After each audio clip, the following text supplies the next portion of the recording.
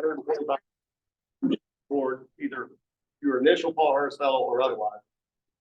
And then from the club standpoint, we need about $2,000 more to meet our goal for the year. Now, that runs through June 30. So if you haven't made any contribution towards Share, Rotary National Foundation, or every Rotarian every year, all the same thing, just get with me because we're on a hard push here toward the end of the year.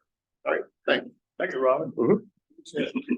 Upcoming meeting, 4-9 speech contest is still on, I guess.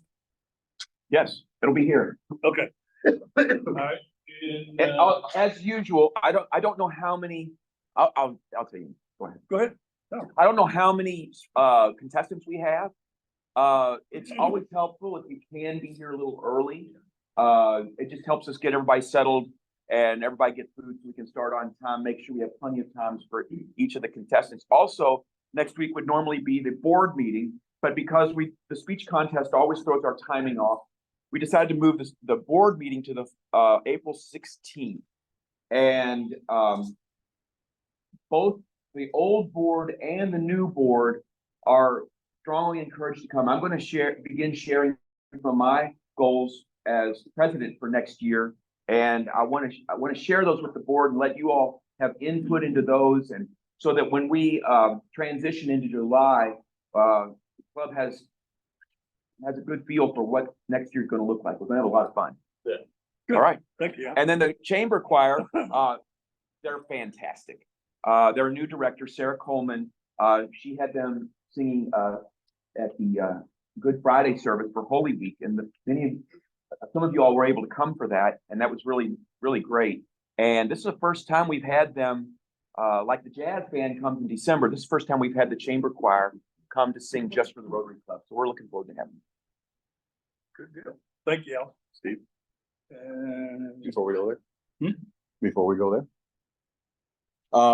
just a quick piggyback on that. There's going to be 5 students. We should have. I've talked to Stan. We should have 5 students that will be doing their speech for us. So if you think about it, 5 to 7 minutes per speech times 5. So be prepared. We may run a little long next Tuesday, but it'll be good. And we're gonna have it catered by I can never pronounce it right. Oli Polio, whatever. I'll get it down one of these times. And we all know that's some good eats right there. So that's that. Also, and Al, you can correct me if I'm wrong, but I don't think that we've advertised the fact that we have a prospective member that is in the hopper that was approved at the last board meeting.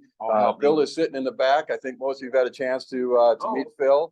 But if we haven't done that, we need to normally have a 7-day period. This is part of our membership process where we have a 7-day period. So if anyone has any objection, you need to speak to someone on the board to let us know. Otherwise, after the 7-day period, we can officially induct Phil into the club. So we'll look forward to doing that at an upcoming meeting.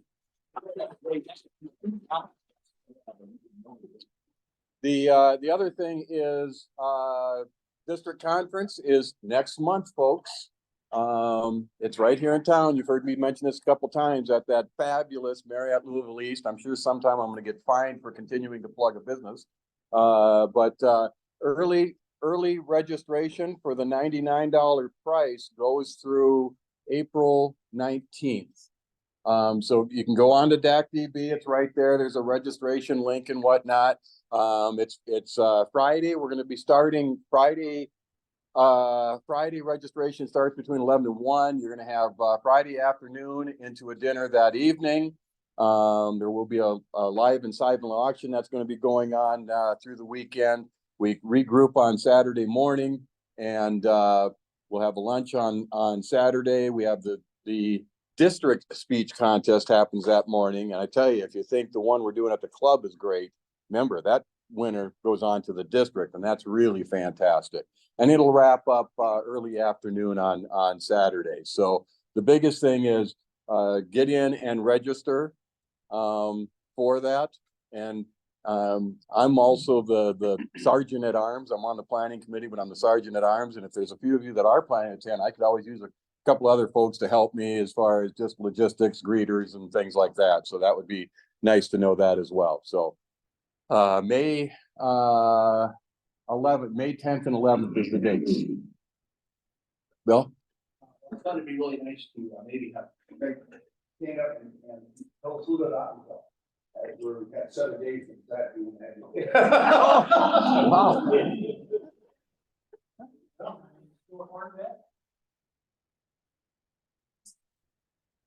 Born in Canton, Ohio. You're not gonna hold the booth. I joined the military in 1968. In flight school, we walked after 22 years in the military. Some of it active, some of it guard, and some of it reserve. I moved here in 1976. Met my wife in the reserve unit. We got married 42 years ago. I have a daughter that is. Oh, you shouldn't have said that part. Yeah. That's- Strike one. That's a big help. Yeah. Our son and his wife live in Louisville. I retired several years ago, but then I have a side hustle, a couple days a week. I bank here in Louisville. They have customers. We take changes to pick up the house. Get me out of the house. That's my life.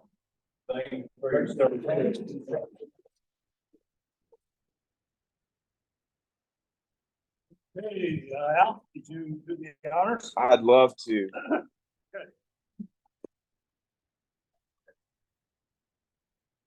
So I'm really excited to have a friend of mine with us.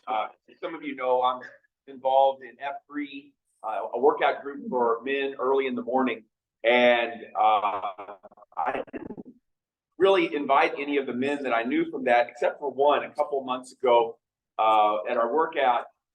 I started the conversation. We were the morning's entertainment. He and I have a lot of fun together, joking and having fun, teasing.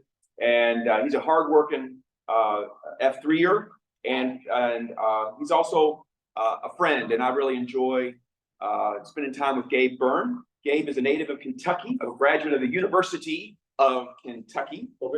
Yeah, there you go. Started his career in IT and Accenture in Cincinnati, Ohio, as an IT consultant. Joined Brown Foreman 20 years ago, and he's had all kinds of finance controller positions, VP of Finance and Strategy. He's currently the VP and Finance Director of Global Supply Chain. He's married to his wife, Carrie, for 26 years. They have 4 sons, ages 15 to 22. Will you please welcome Gabe Byrd?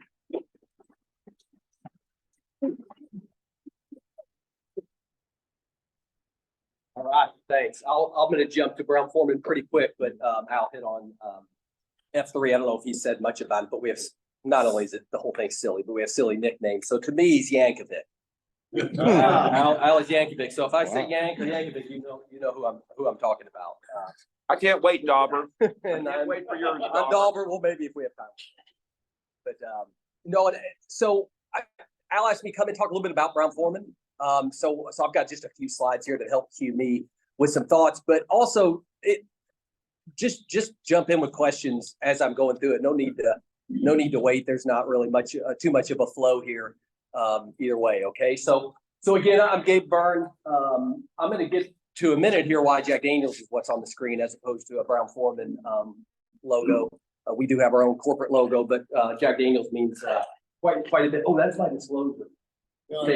So I'm not going to share any non-public information, but don't go trade on the stock and then blame me if something goes the wrong way. Okay, that's my disclaimer. All right, so this is just this is an overall corporate rundown of Brown Foreman. You don't have to necessarily read it all. I'll call out on the top right. We're a little over $4 billion in sales. So Brown Foreman here, I'm going to talk about our history, but mainstay in Louisville, Kentucky. We're the 5th largest global spirits brand company in the world. 5th largest here in Louisville, Kentucky. I take a lot of pride in that. And some of the other numbers, we sell in over 170 countries and 40 plus brands. We have 5,600 employees. About 25% are here in Louisville. So 25% of all of our global employees are here in Louisville. We have 3 production sites just in Louisville. And then of course our corporate headquarters, where I work, is in the west end of Louisville on 18th Street. So a mainstay of Louisville. All right. We can get into the ROIC, but that'd probably get pretty boring. So I'm going to move on. All right. All right. So what I mentioned a second ago, the history of Brown Foreman. Al went through a little bit of what I was doing in my career. I was in Cincinnati, Ohio, and I was wanting to get back to Louisville. I was middle school and high school age here and wanted to move back. And Brown Foreman was just a brand of a company that attracted me. Just thought of it as, one of the leaders at that point is Brown and Williamson, although they've moved on, and a couple others. But Brown Foreman is a mainstay. We have been here for over 150 years. And what started in 1870, that's a picture of the founder of Brown Foreman, which is a Brown, George Garvin Brown. And what he started the company with is Old Forester. So those that are bourbon fans, the brand that is still around. That was the original brand. And what he did, he was a pharmaceutical salesman. He put bourbon into a sealed glass bottle, and that was a first of the kind. Before that, bourbon was sold in barrels. So he did it as a mark of quality, that you can ensure quality in that product. And we talk about that a lot still as, hey, our dedication to quality of the product. It started over 150 years ago. So for you history buffs, though, about 50 years after that, 1870, from 50 years from there is 1920, which is when what started? Prohibition. Nice work. Nice work. So Prohibition, 50 years after a company, things are probably going along pretty well. Prohibition hits. Almost every company, almost every spirit company at that point, almost every spirit brand for the most part went away, of course. There was plenty of bootlegging, but all the legitimate businesses went away, except for the Brown Foreman brand, Old Forester. So Old Forester is the only bourbon sold before, during, and after Prohibition. So George Garvin Brown got a medicinal license during that period, kept making little bits of whiskey, didn't need much for medicinal purposes, but kept selling the Old Forester brand that's still our brand today, which is my favorite of all brands. All right, and so somebody probably knows better than me. Maybe 1932, I think, is when Prohibition ended. 32, 33. But that's the other thing on this timeline. At that point, Prohibition ends, and we need a lot of money. George Garvin Brown needs a lot of money because the nature of our business, if I want to sell whiskey, I got to make it right now for what I'm going to sell 4, 5, 6, 7, 8 years ago. It's very capital intensive. So he goes public, issues stock for the first time to raise the funds to start growing the Old Forester brand, and grew it pretty substantially. We made other acquisitions during that period. And then I call out 1956 on here. I stole it. Obviously, I didn't make these slides. I stole this from corporate deck, but I put the Jack Daniels on there. That's a turning point in the company. I wouldn't be here talking to you guys about Brown Foreman if we didn't acquire Jack Daniels. Brown Foreman wouldn't have been able to stay around through all the consolidation and mergers of the industry. So much has happened as companies have gotten larger. And there's no way I'd be here today at Brown Foreman without Jack Daniels. That's how big and impactful it is for us. All right, so going on down the timeline a little bit, 1959. I just call that out. I'll talk a little bit about that. That's when the Brown family decided to change the way the stock ownership worked. So up until that time, they owned all the stock, the Brown family, even though it was a public company, for the most part, all the stock. At that point, they decided to break into two shares. I'm not going to get too boring here finding stuff, but 2 classes of shares. One that votes, one that's then open for everybody to buy. It's called a Class B. Anybody can own stock in Brown Foreman. You can buy the A stock. It's just a lot harder to get. That kept the voting rights with the company. So even though we're a $4 billion on the New York Stock Exchange publicly traded company, the majority of the voting stock is still owned by the Brown family. That's another reason I'm here. Even though they bought Jack Daniels, which made it such a big company, we'd have gotten bought up by now if it weren't for the Brown family and their connection, really a connection to Louisville. So it's always a story. When you talk about Brown Foreman, it's a story of the corporation and it's a story of Louisville, which is pretty cool. And then that's us today. That's our current CEO of the New York Stock Exchange. And that's me.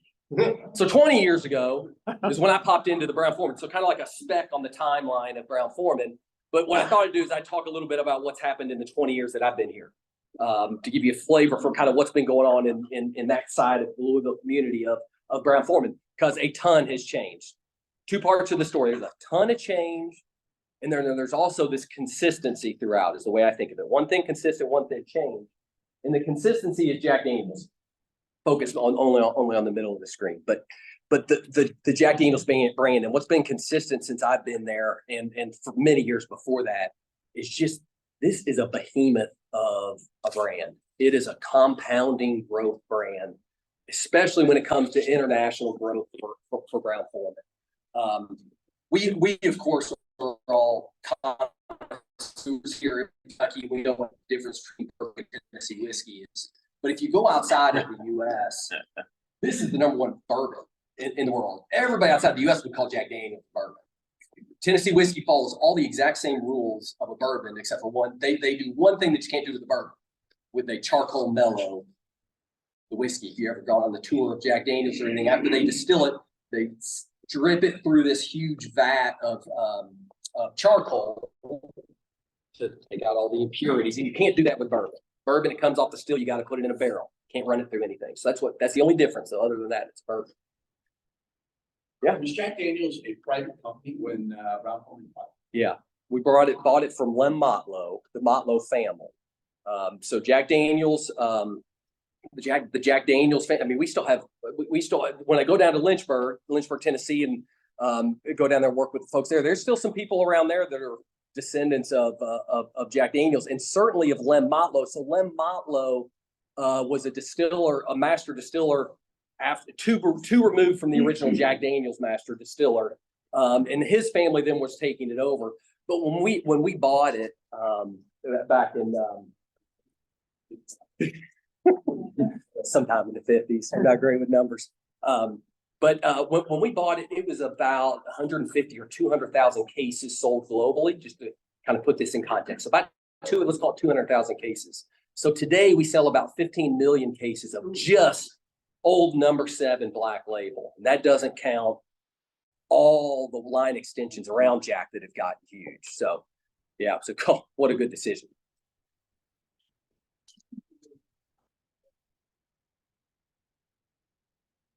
How much is sold in Kentucky? Yeah. Yeah, I don't know that I should know all these numbers, right? As a finance guy, but I don't know all the numbers, but what you feel is real. It's a decent sized Jack Daniels market, but not per capita for the amount of whiskey drinkers in Kentucky because of bourbon. For sure. I mean, my own brother won't touch it. That's Tennessee Swill.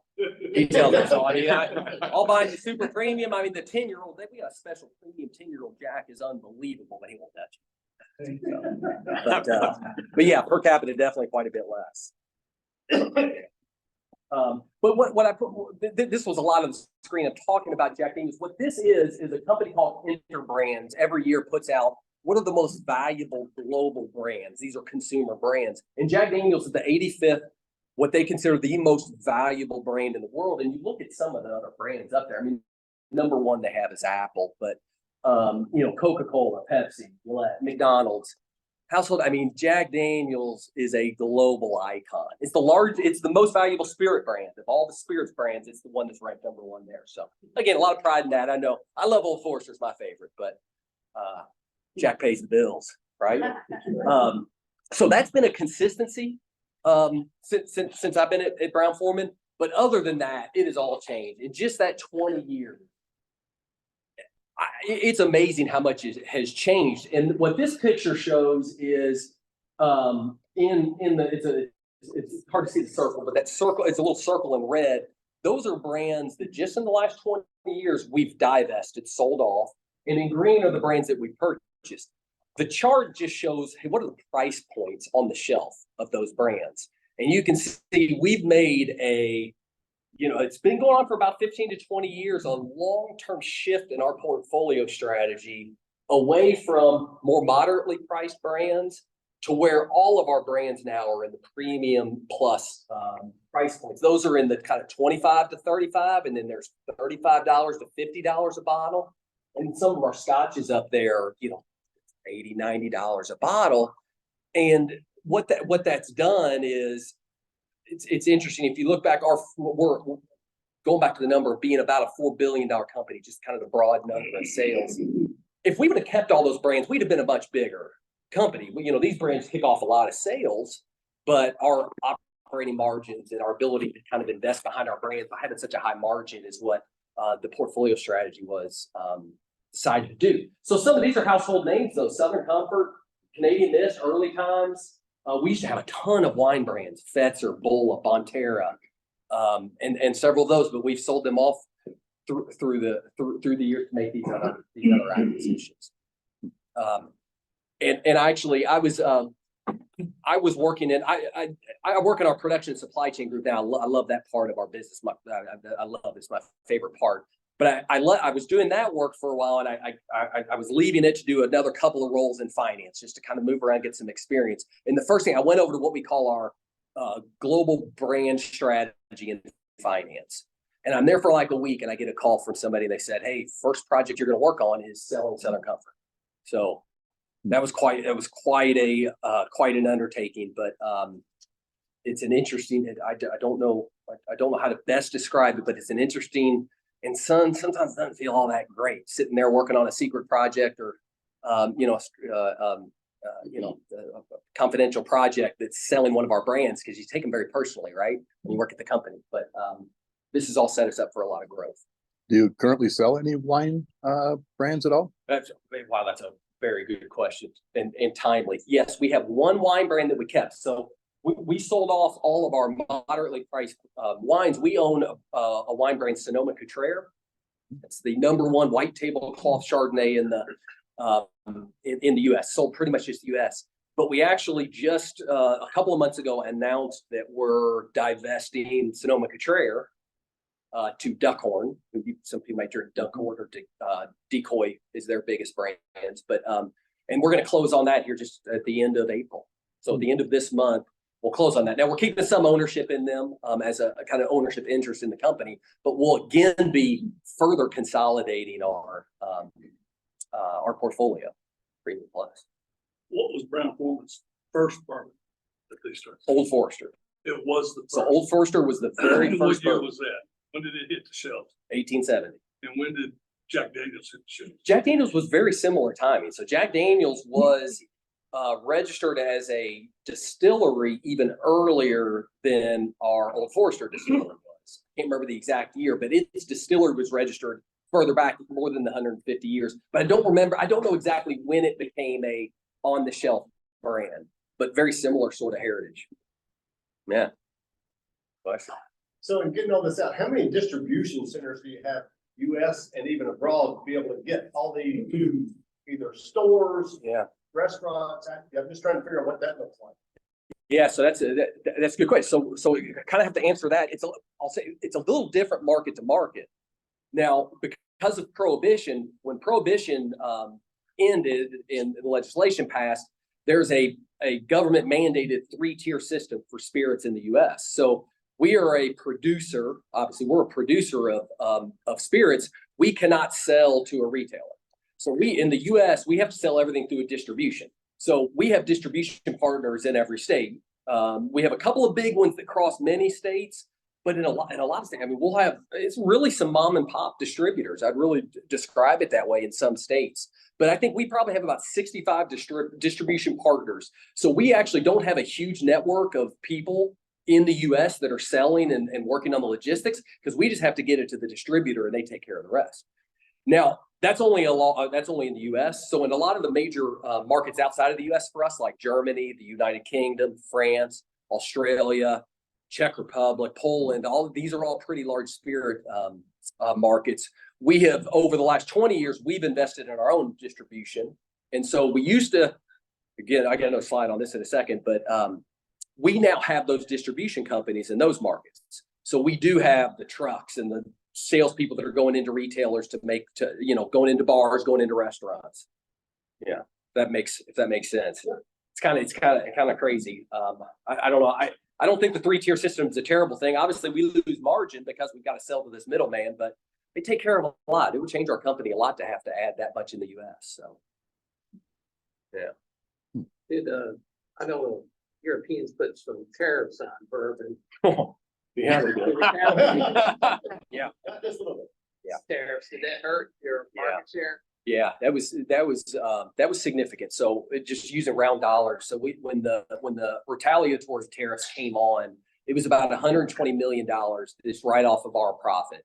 It was almost all that just goes into a cost of goods for us. So we, for the most part, kept a lot of the same sales, and we just took it as a cost of goods.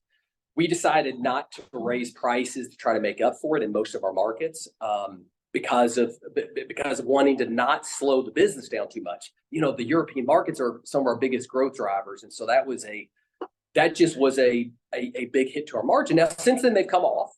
The only tariffs that remain are in some smaller markets that don't really impact us too much. Fingers crossed though, because there's a whole lot still sitting out there. So that's a big risk for us. Isn't there a tariff or a strong tax in Canada though on spirits? Yeah, absolutely. So there are a few markets out there that they just have a very burdensome tax structure. Australia's one and Canada's another. So they just always, the state or the national taxes are very big, because we have excise taxes we pay in the US as well, which when you go buy a bottle of Old Forester, at least half of what you're paying on the shelf goes to taxes, at least half. But in Australia and in Canada, it's huge. So where it falls to the bottom line, we just make a lot less in those markets. It's kind of crazy because you can only go so high on the shelf price. Yeah. First bottled bourbon. Barrels. Yeah, they were sold. It was sold by the barrel. Now this is bourbon, not necessarily the first bottled spirit. There could have been scotches and whatnot, but bourbon was sold by the barrel. That's where the word proof comes from. Is you get it out of the barrel, put some gunpowder on it, strike it. As long as it flamed up, that was proof that it was at the right percent of alcohol, at least high enough percent of alcohol. Because it's coming out of a barrel, you never know, right? Yeah. But say some more about that. That everybody here is thinking, do what? What's the fire and such? Well, so you go to the store, you buy a bottle of Old Forester. Old Forester, regular Old Forester is 86 proof, which means it's 43% alcohol. Right? Proof is just double the alcohol. It's just a silly thing that gets done in the U.S. government to use a different term. But that term came out when you're buying it by the barrel. The rumor has it that they put a little bit of the bourbon onto a plate, put a little bit of gunpowder, and strike the match. And if the whole thing flamed, it meant that you had enough alcohol in that barrel that it was of proof. So it was proof that it was high enough alcohol. Because since it's coming out of a barrel, you don't have any label guaranteeing you the proof. Yeah. Huh. Yeah. What's your top selling spirit that you've recently purchased? Oh, of some of the recent purchases? Good question. So of all these new brands that we've acquired, Slane is the black bottle. That's an Irish whiskey, and the one right next to it is Ford's Gin. And then I'm going to get to it in a second. On the left are 3 of our single malt scotches, very high end. All of those fairly small volume. These next 2, Gin Mare is a Spanish gin, and Diplomatico is a Venezuelan rum. We just bought those in the last 18 months. Neither of them are huge in the US, but they're both pretty big in Europe. So they're both in about 400,000 to 500,000 case is the size of it. But annually we sell between 400,000 and 500,000 cases. Old Forester in the US, we sell about 300,000 to 400,000 cases of Old Forester. So they're bigger global brands than Old Forester. Yeah. So this is during this 20-year period, only 20 years we've completely, except for Jack Daniels, the mothership, and Woodford and Old Forest. We kept those, of course, but we changed our portfolio. The other thing, when I came in as part of the company, we had Lennox China was one of our brands.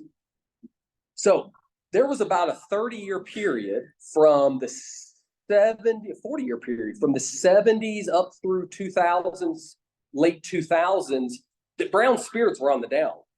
Bourbons, nobody was buying bourbon. Even Jack Daniels wasn't doing great in the US. It was growing internationally because vodka, everything was vodka, right? The boom of vodka. And the Brown family decided to diversify. So we're so heavy in brown spirits and whiskey that they diversified. They bought Lennox China. I showed that. I was explaining that to my boys, a couple of my boys, and they didn't even, they thought I was talking about the country of China when I said China, right? My wife and I, we have China, but it's been stacked away for years, right? Nobody buys China anymore. Boom, perfect. Hartman, I'd give you a job if I had one open, right? Great job. I mean, that's awesome. Yeah.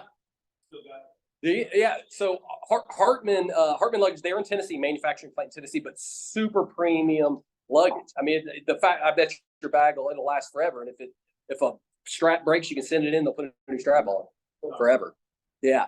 So we had that. Also, you're not going to believe me, but I'm going to tell you anyway. Can you tell what that is on that picture? I'm sure you can. What's that? It's a fish. That's a fish farm. Not that we had a big endeavor, but I got to tell you, we had a fish farm at Brown Foreman. So when you distill whiskey, there's a lot of byproduct that's left over. You mash the grains, the corn, the malt, the rye, you mash it, then you distill it, you're left with all that mash. It's very high in protein. So there's a lot of things we try to do with it, but we got to get rid of it. You distill so much, you got to get rid of it.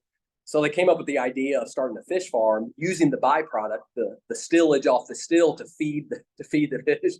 It did not go well. It did not go well at all. They had tilapia, and I've worked with a guy who actually he started at Brown Foreman at the fish farm, but he said they didn't do too well. They had something designed wrong with the fish farm, and so it didn't last too long.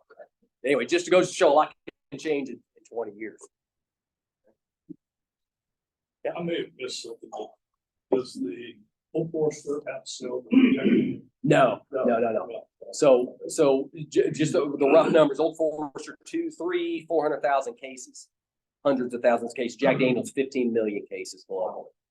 Wow. Yeah, it's a big. Yeah. Okay, so I've only got another. So the other thing that's changed. Sorry, this isn't just me being silly real quick. So this is 22 of our brands right now, of our biggest brands. And my little picture pops up. Those are all the brands that are new since I joined the company of our biggest brands. It's almost all of them. And the question earlier, this Sonoma Contraire, that one's getting ready to go away. So you're left with Jack Daniels, Old Forester, and Woodford. Yeah. Are all those your decisions? What's that? Are all those your I decisions? got to work on a couple of the acquisitions, the scotches, but no, can't claim them. Yeah. I've had a question I wanted to ask Brown Foreman for about 25 years. Okay. Uh-oh. We sell them the mid-June. Yeah. And it used to be early times. Yeah. And I think you sold the brand. Yeah. Now so forth. Yeah. I heard in the grapevine that early times was not actually a Kentucky bourbon, but a whiskey. It's true. How was it that we were able to sell mint juleps with a Kentucky whiskey, not a bourbon? I don't know the exact answer to that second part. A mint julep does not have to be made with a bourbon. Actually, there's no rules in that, but the cocktail of a mint julep generally is made with a bourbon, but can be made with any whiskey. But yeah, early times many years ago, it was a bourbon, but then it changed to a whiskey. Does anybody know what the only difference is? They started using the barrel the second time. We use the barrel the second time. So bourbon and Jack Daniels, Tennessee whiskey, you can only use the barrel one time. New charred white oak barrel every single time. So for early times, they started using the, I know we're almost out of time. They started using used barrels. It's both a cost savings. It's also, remember I talked about the vodka boom? They were trying to lighten the whiskey a little bit. They thought that it did. Yeah. But, I won't talk about this. You had asked the question kind of about how we distribute. This is just showing over the 20-year period in green is how much of our sales was in the US 20 years ago. So almost 80% of our company was US sales. And what it was last year was more than 50% is outside of the US. So again, this is a big shift since I've been there, is a huge investment in the international growth. And Jack, again, those are, just bear with me. I know bourbon lovers, but Jack Daniel's has kind of blazing a trail for all bourbons outside of the US. Not just for our bourbons, but it's helped a lot of our competitors as well. Jim Beam rode on the coattails of Jack Daniel's to all those markets and really established a taste for American whiskey in markets that everyone, because you go anywhere else in the world and you ask for whiskey, you're gonna get Scotch unless you specify. Yeah. Okay. And my lifestyle, I know where I'm in the middle. Oh, I thought I had a little. Oh, I must have skipped it. It just had a little. Oh no, there it is. So just a little. I'd like to end on this. I mean, so Brown-Forman, the corporation, is what we've talked most about. But I'm very proud of how much gets done for the Louisville community, and it's both the company and it's also the Browns. I mean, what the Brown family does outside of the company.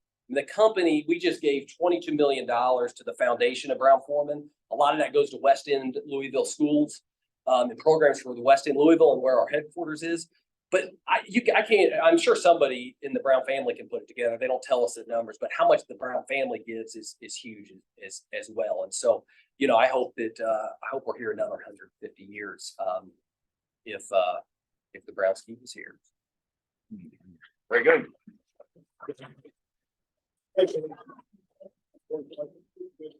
Why is it that Jack Daniel's outpaces Brown-Forman? It's been a long time since I've had any Jack Daniels, but most people that I know that drink Jack mixed Coke, is it because it's an easier mix? You don't drink it straight, or does it have a taste profile that compares or outcompetes? It's a good question. I mean, I would say from a taste profile standpoint, Jack Daniel's is certainly a less complex whiskey than Old Forester. So Old Forester's got more complexity. You're going to taste a lot more on your palate as you're taking it in. Jack Daniel's, why it's grown so much. Jack Daniel's is, I mean, Frank Sinatra and the Rat Pack drank Jack. It truly is an American icon, a cowboy American icon that started it globally. And the number one bar call in the world is Jack and Coke. Number one branded bar call is the Jack and Coke. All across the world. So, all right, I should say that, right? Nope, I've got a prize for you. Oh, no. We're so thankful for you coming today. We are going to donate money toward Polio Plus to eradicate polio worldwide in your name to say thank you. And we have a small gift, a Rotary coin to thank you for speaking today. You can remember this time. Thank you all. I got what hilarious China for. All right, it's time for our wheel. Do you like to pull the number for us? Well,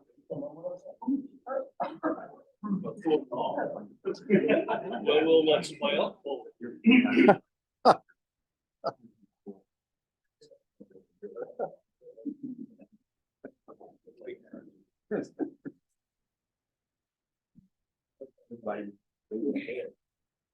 The pod is $287. 169,874. Right after me.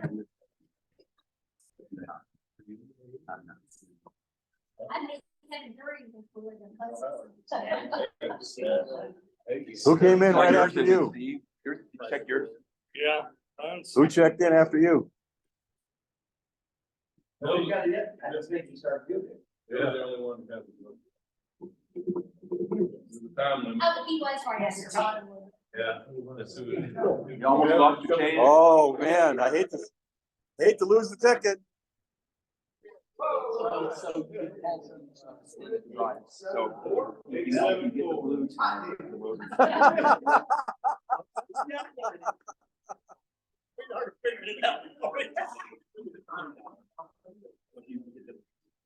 Duke Blue. Right, Robin? Duke Blue.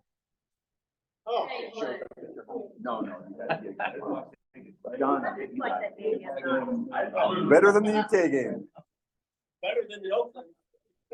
fancy, Hell no, I'm not starting on. Yes, you are. It's Come on, red, baby, baby, spin we it. are, we got the new guy. Good luck. Spin it hard. Oh. That's a loser. That's a loser. That's a weak spin. He's good. He lost. Pizza. Pizza. Yeah. Good spot. Keep going. way to go, Bill. One more time. All right. I apologize. I'm gonna let you. Al, got anything else? I got nothing. Nothing else.